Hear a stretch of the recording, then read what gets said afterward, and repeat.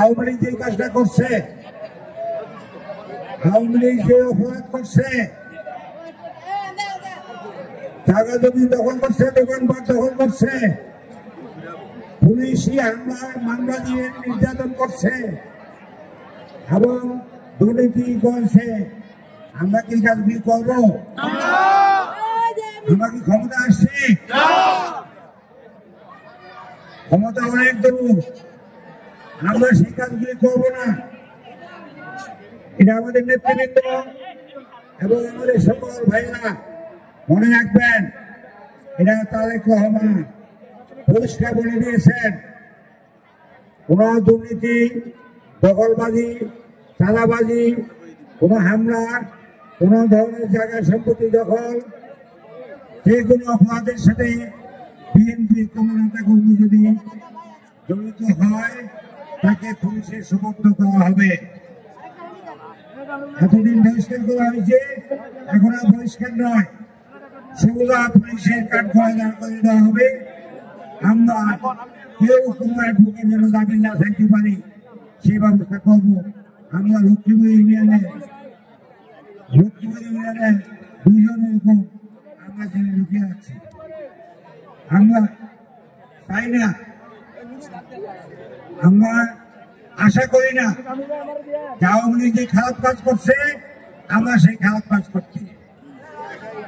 আমরা চাই এই দেশে একটি জনগণের সরকার, এদেশে দল মত নির্বিশেষে, জাতি ধর্ম বর্ণ নির্বিশেষে একটি জাতীয় সরকার চাই, সর্বদলীয় সরকার চাই, তারেক রহমান সাহেব চাই। কারণ দেশটা আগে, তারপরে দল। দেশটাকে যদি উন্নয়ন করতে হয়, যে ক্ষতিটা শেখ হাসিনা করে গেছে এটা উন্নয়ন করতে হলে আমাদের সব দলের মতামত নিয়ে করতে হবে। শুধু বিএনপি একা ভাবে করবে না, করতে চায় না। কিন্তু নির্বাচন হবে, এই সরকার আবার সেই তারপর আনা শুরু করছে।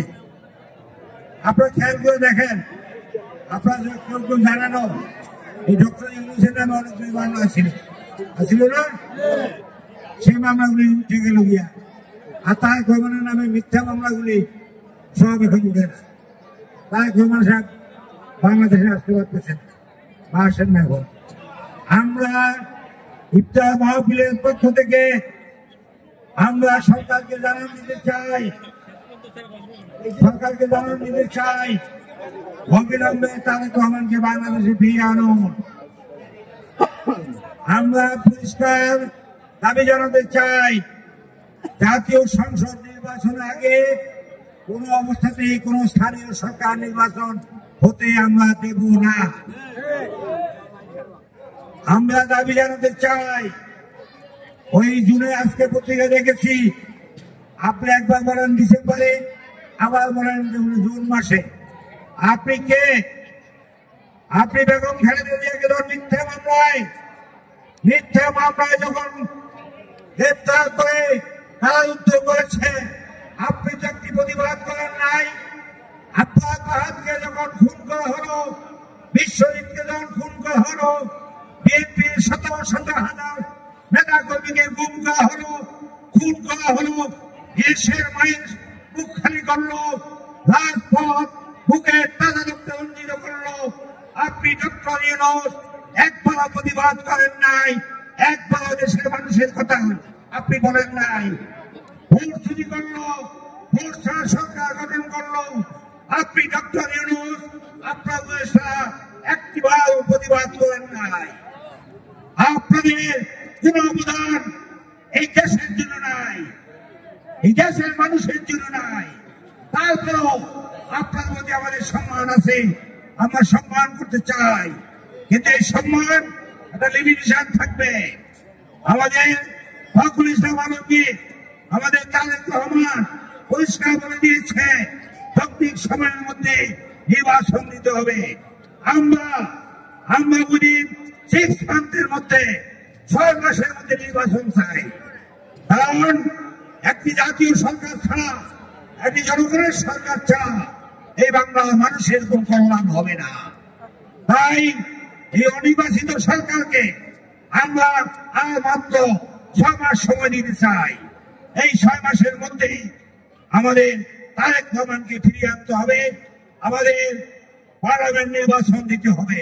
এই নির্বাচনের মধ্য দিয়ে আমরা জাতীয় সরকার গঠন করব এবং 31 দফা রাষ্ট্র সংস্কার যা প্রয়োজন মানুষের কল্যাণে আমরা তাই করব। বিএনপি দুর্নীতি বিশ্বাস করে না, তারেক রহমান দুর্নীতির বিশ্বাস করে না। তারেক রহমান বলেছে আমি দুর্নীতি করব না, বিএনপি দুর্নীতি করবে না, এদেশের কোন প্রশাসনকে কোন জনগণকে দুর্নীতি করতে দেওয়া হবে না। অতএব কারণে আমাদের নেতা শেখ ফজলে আহমদ মানিক সাহেবও ঘোষণা করছে কোন চাঁদাবাজি, কোন দুর্নীতিবাজ, কোন ধরনের হামলা, কোন ধরনের মানে মানুষের অত্যাচার নির্যাতন যদি কেউ করেন তার শাস্তি কিন্তু কারাদণ্ড, তাকে জেলে যেতে হবে। প্রিয় ভাইরা, আগামী নির্বাচন পার্লামেন্টে 6 মাস পর হবে ইনশাআল্লাহ। আমাদের প্রার্থী কে হবে? ছাত্রদীপ এই সর্বদিন ধানের শীষে প্রার্থী কে হবে বলেন তো? হবে বলেন মানিক ভাই, আমাদের মানিক ভাই হবে ধানের শীষের কান্ডারি। আমরা সবাই তাকে ভোট দিয়ে জয়যুক্ত করবেন ইনশাআল্লাহ। আপনারা যদি শেখ ফজলে আহমদ মানিককে জয়যুক্ত করতে পারেন ইনশাআল্লাহ আমরা তাকে মন্ত্রী বানাবো, মন্ত্রী হিসেবে দেখবেন ইনশাআল্লাহ। আপনাদের সকলের আজকে মহান স্বাধীনতা দিবসের শুভেচ্ছা জানিয়ে আমাদের রমজানের মুবারক জানিয়ে আমি আমার বক্তব্য শেষ করছি। আল্লাহ হাফেজ। বাংলাদেশ জিন্দাবাদ, বাংলাদেশ জাতীয়তাবাদী দল জিন্দাবাদ, শহীদ জিয়া অমর হোক, বেগম খালেদা জিয়া জিন্দাবাদ, জিন্দাবাদ।